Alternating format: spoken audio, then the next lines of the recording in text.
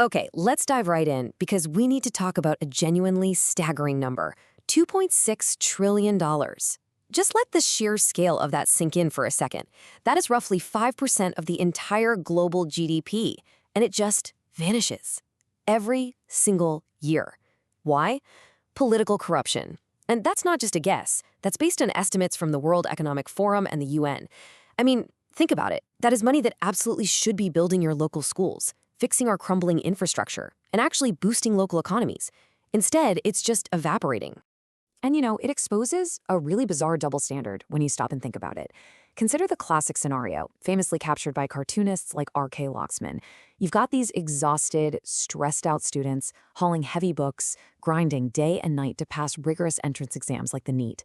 They have to do all of that just to earn the right to serve as a doctor or an engineer. But then, right next to them in society, you have politicians essentially just strolling right through an open gate to absolute power.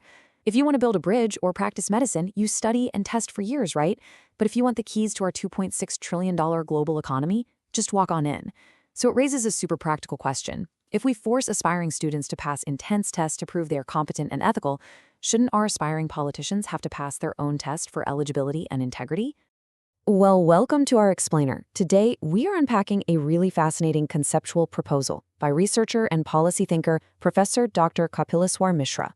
He has conceptualized something called the Political Eligibility and Ethics Test, or PEET, and the Global Political Integrity Index, known as the GPII. And to be clear, this isn't just some whimsical thought experiment. It's a constitutionally compliant, heavily evidence-based, and tech-enabled framework designed to actually scientifically evaluate the integrity of our leaders. Here's how we're going to break this down today. First, the crisis of trust we're facing. Then, an intro to the PET and GPII frameworks.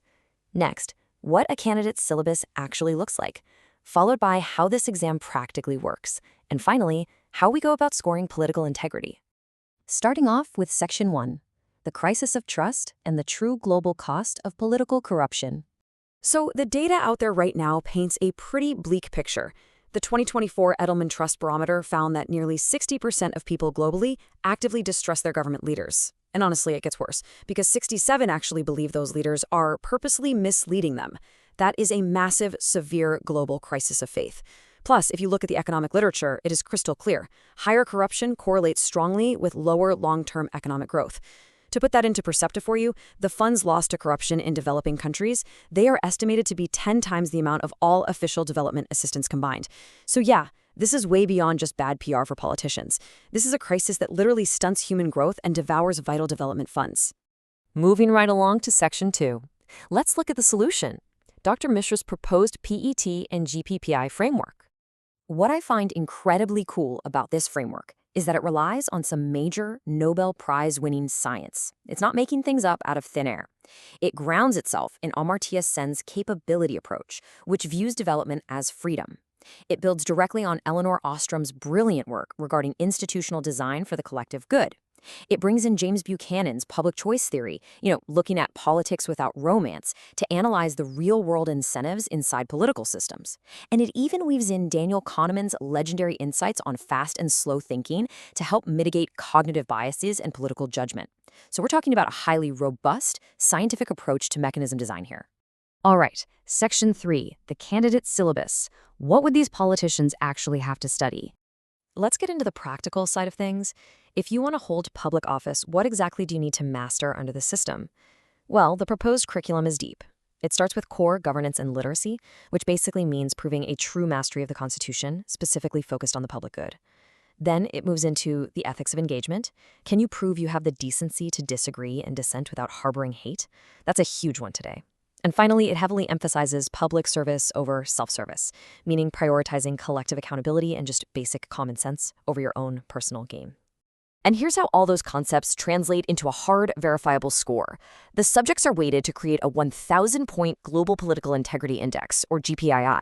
It's kind of like a credit score, but for democratic integrity. The heaviest weights are really telling. 150 points each go straight to constitutional literacy, public service record, financial transparency, and competence.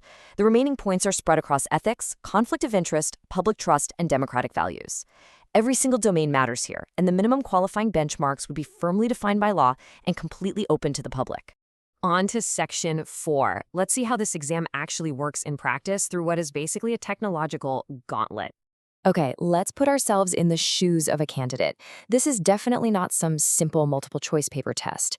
It kicks off with online registration and strict document verification, but then it immediately escalates into AI-assisted risk and background analytics to sniff out any anomalies.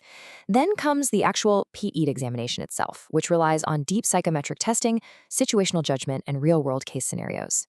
But it doesn't even stop there. After the test, a public disclosure and social audit window opens up, letting everyday people review the candidate's claims. Finally, an independent board reviews the whole thing, and your final GPII score is generated. It's a remarkably comprehensive filter. And finally, Section 5, scoring political integrity and how we actually grade our leaders. So you've survived the exam and the social audit. Now you get your score, and this score literally dictates your political future. Dr. Mishra's grading rubric takes absolutely no prisoners. Scoring an 800 to 1,000? You're exemplary, deemed fit for the highest public office. But check out that bottom tier. If a leader falls below a 400, they are branded not eligible currently. It means they have a significant integrity gap, they are totally barred from eligibility, and they have to go through mandatory constitutional and ethical retraining. It is designed to decisively weed out anyone unfit to hold the public's trust. What's brilliant here is the vital distinction this scoring system creates. It establishes a firm baseline. Absolute integrity is the non-negotiable minimum requirement just to pass. You literally can't fake or substitute it. But if you want to excel, that's where grace marks come in. Extra credit is earned solely through cultivating genuine public trust and social capital. Basically, you have to be inherently honest just to get your foot in the door. But you have to genuinely connect with and serve the people if you want to rise to the top. When you zoom out, this entire framework is anchored in a simple, profound truth. It's captured perfectly in this famous quote from Nelson Mandela: "Democracy is not complete without democratic character." We can build the most beautiful, complex, democratic institutions in the world, but at the end of the day, they require leaders who demonstrably possess the character to run them properly. So here is the crucial thought I want to leave you with today.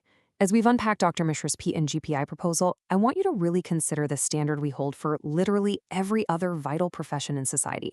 If we demand strict entrance exams to protect our healthcare systems and our engineering sectors, isn't it time we demanded verifiable integrity to protect our $2.6 trillion global democratic future? Doesn't the ultimate authority, you, the voting public, deserve a scientifically certified baseline of decency from the names on your ballot? It's a seriously fascinating concept, and it absolutely challenges us to rethink how we choose the leaders of tomorrow. Thanks for diving into this with us.